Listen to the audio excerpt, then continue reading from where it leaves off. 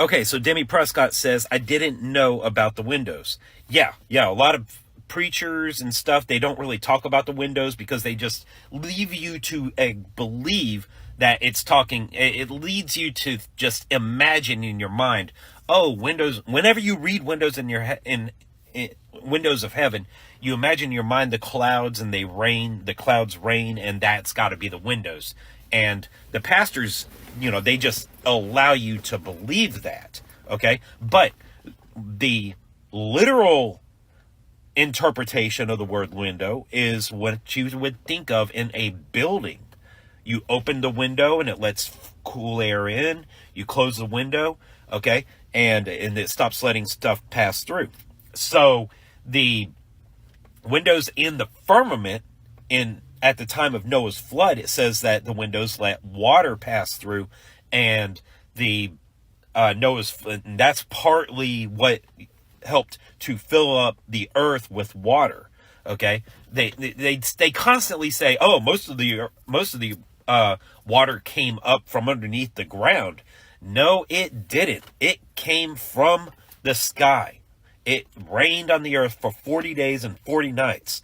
Most of the water came from the sky. These windows that were opened in the firmament were big. They were massive. And they allowed a lot of water to pass through them because we are living in a biodome that's underneath a larger ocean of water.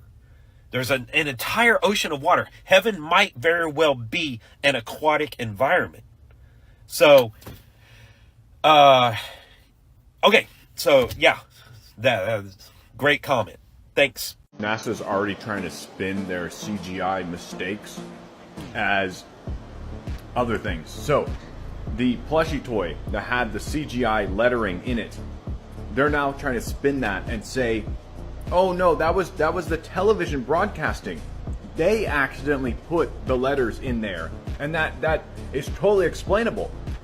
When in history has that ever happened? Just NASA. Just a NASA footage has that. Then they send the doctored footage where they cleaned up the CGI to the news, and now the news is showing you, look, here's what NASA's actual footage looks like. This is the actual footage. Guys, we're smarter than this.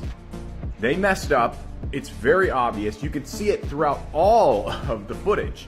There's green screen glitches everywhere because they're not up in space, because you can't leave this Earth. It's a closed firmament. So the news is going to try to spin it as, oops, my bad.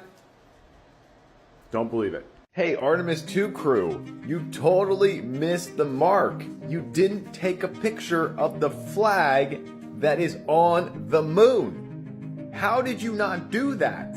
That is a historic flag that is sitting on the moon, and you guys just flew right on by and took a bunch of tiny Earth photos and decided to leave the most crucial piece of human existence alone and not capture it. I say fake. I say no moon landing. I say you didn't go around the moon. I say you were in a Hollywood studio the entire time. Today I'm going to be debunking the notion that the Earth is precessing and wobbling and proving that the Earth is stationary using 13 towers of Chankir. This here is an archaeological structure that shows the position of the sun rising and setting at a specific time of year. Now, for thousands of years, this has actually remained constant. The sun's position has never changed. This is a simple animation of what the axial precession of Earth is supposedly doing. The sun's position should change throughout the year, and it hasn't for thousands of years. Now, let's hear what Brian Cox has to say about this. These towers form an ancient solar calendar. Now, at different times of year, the sunrise point is at a different place on the horizon. Actually, December 21st, which here in the southern hemisphere is the summer solstice, the longest day, then the sun rises just to the right of the rightmost tower. Then, as the year passes, the sun moves through the towers until on June 21st, which is the winter solstice, the shortest day, it rises just to the left of the leftmost tower, actually just in between that mountain you can see in the distance and the leftmost tower. So, at any time of year, if you watch the sun rise, you can measure its position and you can tell within an accuracy of 2 or 3 days the date. Today's date is September the 15th, and so that means that the sun will rise between the 5th and the 6th towers.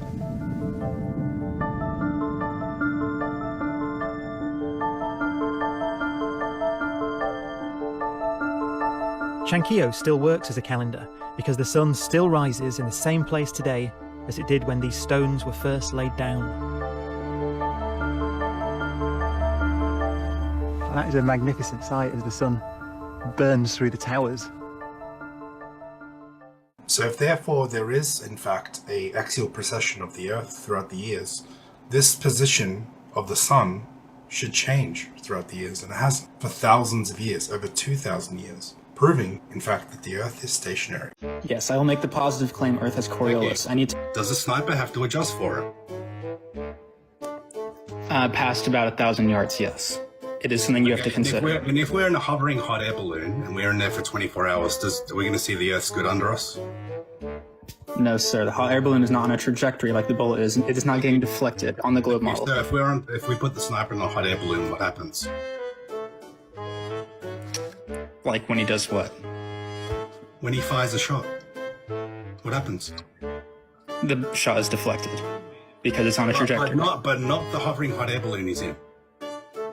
It is not deflected because it's not on a trajectory. Does the Earth rotate under something, a hot air balloon that's moving north? Yes. It's carried by the air, though. The bullet has a trajectory. So if we stop hovering, every time that hot air balloon stops hovering, the Earth stops rotating under it. No, that's not a description of Coriolis. Or you just completely lost. You don't know what Coriolis is. I know perfectly what Coriolis is. Do you think it's a specific or non-specific Is that fact? Coriolis on screen? Is that Coriolis on screen that you just witnessed? That ball deviation there, the deflection you just did? Yeah, sure. It's a good demonstration of it. Oh, okay, great. So if I throw a ball on the Earth, does it deviate? Yes. The Earth rotates under a ball when you throw it. I'm not getting your issue with it. You just made a positive claim that the Earth rotates under a ball. Yes? Is that what you just said? Because now don't change it now, because this is all Well, yeah, recorded. I'd be lying if I was being inconsistent saying it affected some cases and not others. If we hover a balloon above the Earth, a neutrally buoyant balloon, okay, is the Earth going to rotate under it? No, because it is aerodynamic forces keeping it near. So you're inconsistent. Thanks. Yeah. Thanks for playing. So is this what it does in reality? It's hard for me to say zoomed in, but it appears to be, yeah. Oh, well, that's a flat Earth. So, yeah, thank you. Just Okay, well, if I change it to a globe now, yeah, it's going to be all out of whack. So the plane would have to nose down now to get to 2 degrees, right? Because it's facing away from the Earth, right? Does it need to nose down to get to 2 degrees? Because I haven't adjusted. if you're setting a static reference point that is not tied to the surface of the Earth, then yes. A flat Earth, you just agreed it doesn't happen. On a globe, you said it does happen. So does the plane need to nose down around a curve? Yes or no? No. So if I fly and don't nose down, it faces away from the Earth. That's exactly what you just saw on the model that was 100% to scale. Does that happen in reality? It was 100% to scale, but it was not factoring in the gravitational pull. Does this happen in reality? No. All right, welcome to Flat Earth. That's a point for the Flat Earth. So, is it okay if I address that before we move on to the next thing, Angel? yeah, you're going to just address it by making every excuse as to why it flies flat and stationary, which we've both agreed on. Well, no. Does the plane adjust for curvature and altitude as it flies? Yes or no? It adjusts for altitude, yeah. No, it doesn't. In straight and level flight, does the Earth curve down and away? Earlier you said no. Does it curve down and away from the plane? Yes. Okay, so then, so now you've changed your mind now. So now the No, I said that from the beginning. Wait. So if the Earth, no, you didn't. So if the Earth is curving down and away from the plane, which you said it wasn't earlier, does the plane need to adjust for curvature? No. Is mean sea level curved? Yes. Does the plane adjust for curvature? No. Welcome to Flat Earth. All right, so we go from Capricorn to Cancer, north to south. Does the plane adjust for Earth spinning? I'm not sure if at that distance it would need to. I know most flights over 12 hours, if I'm not mistaken. Bro. But I could be wrong on that. But I do know that So the when Earth you're spins doing a under- really long flight, you do have to account for it. So the Earth spins under the plane. Yes, yeah, Spin under a hovering hot air balloon. to a very, very small amount. Yes, but that effect the effect is much more mild then, because the hot air balloon is not moving at nearly the speed an airplane is, or the distance. We're in a hovering helicopter. Does the Earth rotate under us? So for a helicopter, because the helicopter is being propelled by pushing off of the air, it would depend on the air currents. But yes, it would. But because if you were like hovering at like a low altitude, like let's say 50 feet above the ground, the helicopter is pushing like air from directly beneath the propeller blades to the ground. So that's the reference point that it's pushing off of. So I would imagine with the rotation in that case, I don't think you would notice it, no. I'm not wasting my time with your script. Well, we were talking about the sky for 10 minutes earlier, no problem. Now that it's my turn to present actual evidence of the ground not curving, he's got to go. That means running away, yeah. You have a script that nobody cares about. You're on your script. This is like the 40th time you've said this. Debunk it then. You've been saying this for like 40 times. And I'm pretty sure I can put a whole video together on how many times you brought this up. Is this below the curve, Zamboni? I don't know. I don't know the picture. Oh, so first it's a script that I've done 40 times that he could make a video about, but now he doesn't know what the picture is. You see, the reason why he's desperately trying to run away from this is because that entire mountain should be below the Earth's curvature over 100 meters, and we're seeing the mountain. So he has to claim in his globe religion, and according to his globe religion, that the entire mountain is below the curve, but we're seeing it. So he knows the game. He knows what happens when I bring this up, and it completely destroys the globe. So this is why he's desperately running away. Do you see the mountain? Yeah. Oh, welcome. How far is that? How far is it? How far is it? I thought it was a script, Zamboni, that I've done 40 times. 296 kilometers to the mountains. I gotta go. My family's here. You're not important to me. Thanks, Dad. So we all saw him run away, and it's not the first time. I was on other lives where he's been in the comments for literally an hour straight, just like a weirdo, following flat earthers around. And then when it's time to come up on panel, he doesn't want to come up on panel. At least I had enough balls to go up on a Globy live, and he still ran away. So he's just a straight up liar. He just makes an excuse to run away from me, and he knows I'll destroy him. That's why he doesn't want to talk about the ground. Anything but the curvature of the Earth, which is the topic in question. Welcome to Flat Earth, Zamboni, you peanut. So here's another Bible that I came across. The World.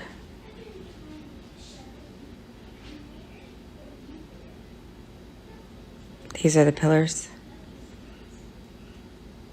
I'll zoom in on it so you guys can see it. So over here on the side it says ocean. And then it's over here on the other side you can see the N over here says ocean.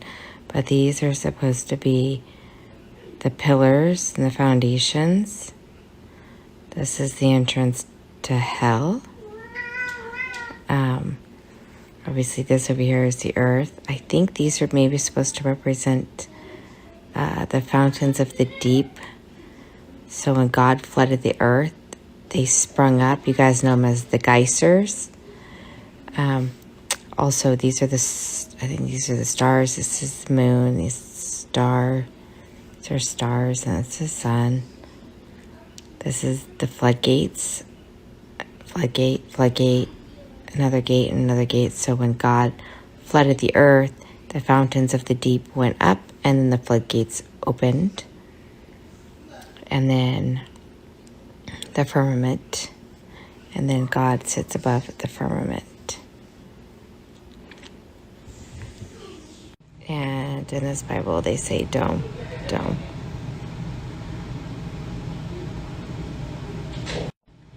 And these are examples of the dome. So you see it's something that's solid. These are all solid examples.